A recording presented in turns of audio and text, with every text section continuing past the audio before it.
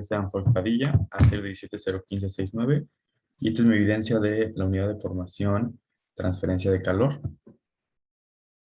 En esta situación problema, nosotros analizamos el sistema de enfriamiento de una planta nuclear. Al principio nos tuvimos que familiarizar con el sistema de enfriamiento de la planta nuclear, cómo es que circula el agua por esta para lograr su funcionamiento adecuado. Vimos cada uno de los componentes y su rol en este enfriamiento del agua. Posteriormente, hicimos el modelo matemático para poder llegar a esta ecuación, que es la ecuación que nos permite conocer la temperatura respecto al radio. En las plantas eléctricas se utilizan cilindros de materiales radiactivos para producir calor y convertir ese calor en energía eléctrica. Al ser un cilindro, la temperatura máxima se concentra en su parte central, como se puede ver aquí en la gráfica, y va disminuyendo conforme te acercas a su perímetro, conforme va aumentando el radio. Aquí el radio era de 0.025, decidí hacer la gráfica un poco más larga para que se pudiera apreciar mejor, pero aquí está marcado cuál es la temperatura de superficie de este cilindro. El primer problema al que nos enfrentamos aquí es saber si con los datos iniciales que nos proporciona el problema, la planta eléctrica sufre el riesgo de que haya fusión nuclear y pues, una posible catástrofe.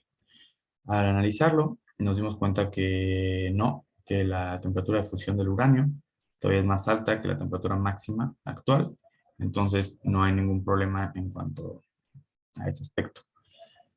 El segundo problema que se puede presentar es que el material que recubre a la barra de componente radioactivo se derrita, igual sufra de fusión.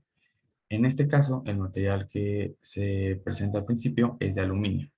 El aluminio, en las condiciones actuales, sí se derretiría, lo cual pues, pondría en contacto directo el uranio con el agua de enfriamiento. Esto no es algo que queremos que pase.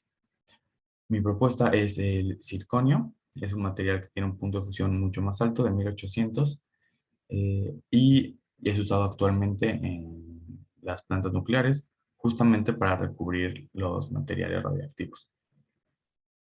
También se analizó los cambios que tendría o cómo afecta los diferentes variables a la temperatura de la barra radiactiva.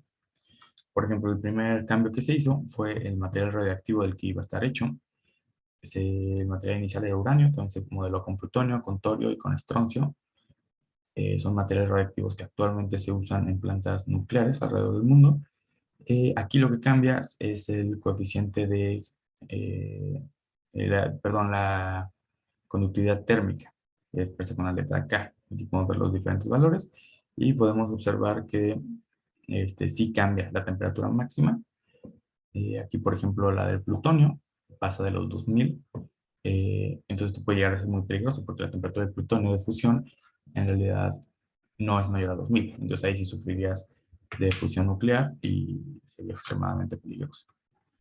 Aquí se llegó a la conclusión de que el estroncio sería una buena alternativa de cambio, ya que, quise decir el torio sería una buena alternativa de cambio porque tiene un punto de fusión de 1750. Y como podemos ver aquí en la gráfica,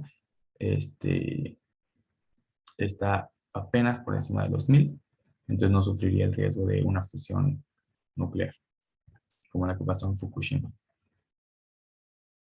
Otra de las variables que hay es la temperatura del fluido del agua que llega a enfriar el sistema. Actualmente está a 95 grados.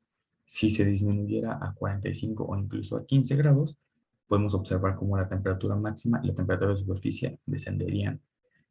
Claro que también hay que considerar que disminuir la temperatura del fluido conlleva que el sistema de enfriamiento tarde más y sea más costoso. Entonces habría que ver ahí el costo-beneficio de implementar alguna de estas adaptaciones.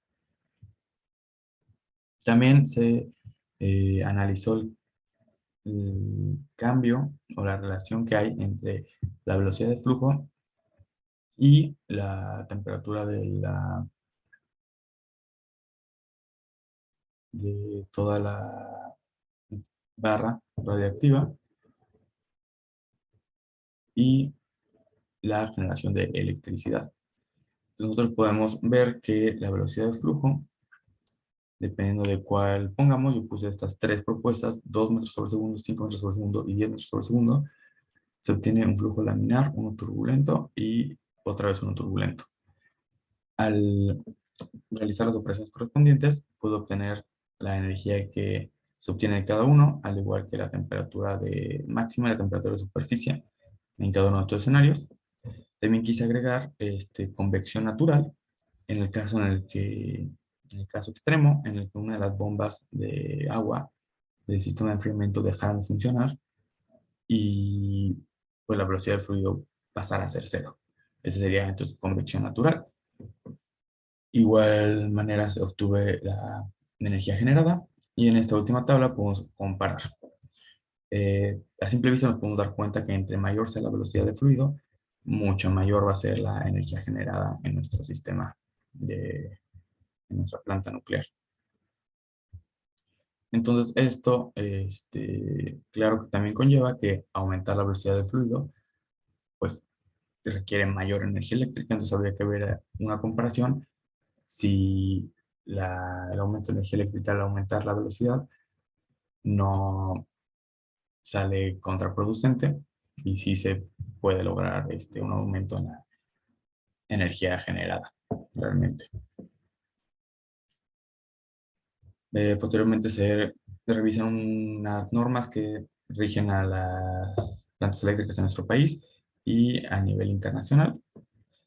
Y se mencionan las conclusiones que estoy mencionando actualmente en el video.